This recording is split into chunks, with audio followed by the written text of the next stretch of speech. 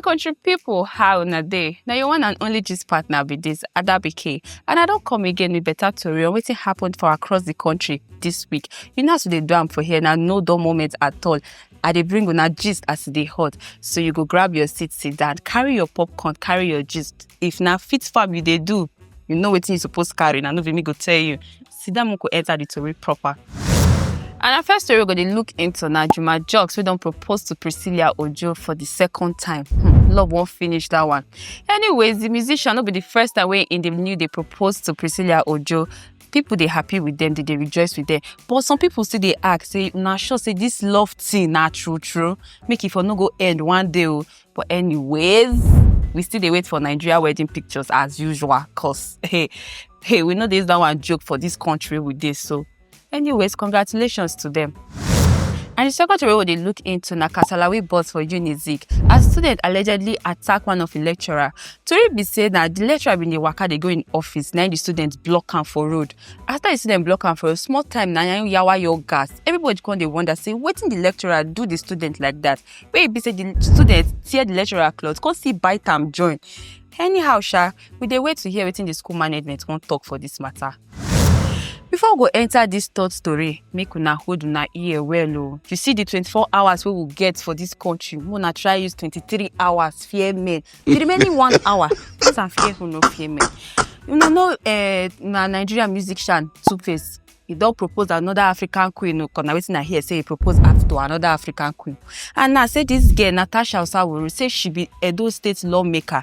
Many people they happy. Some they ask Two-Face say who be the babe. Some they even drag legs say he don't reach like that. Now no Two-Face now, he sabi shake internet where. Now the matter we do on top like this so.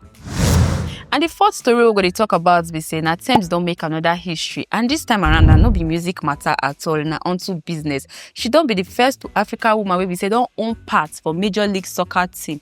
She don't even join the Argos FC ownership group. And now people just they hail her because say she gets better vision. Anyways, congratulations, Thames. Now you get this one. And the next story we say NAFDAC don't close the biggest drug markets for Idumota, for Onitsha, and for Aba. And them talk say the reason why they stop them now say they sell fake drugs for everywhere. Some traders they vex for this matter, but Nigerians they happy say it go even help people for their heads to preserve them and otherwise. Thank God say NAFDAC didn't work this time around too. And our final story now about this telecom tariff hike price where they happen. So the registered telecom professionals don't tell government say this tariff where they put on top call and data no go fit work because the price too high for Nigerians will be say them struggle to they feel buy am. Everybody now they wait for government to talk something about this matter. And I hope say them talk on time because the thing really they affect people. So my country people, now the matter I get for you today for Adama TokTok, you know see they be na gist full ground and I go obviously they carry and come on a screen as they hot. You know what thing go happen. This world no they wait for anybody to make una day safe, stay informed, be your brother's keeper, shine your eye where and not let anybody run you streets for anywhere where you day. So until the next time now I go to see una later. I remain your girl Adabike. Una bye bye.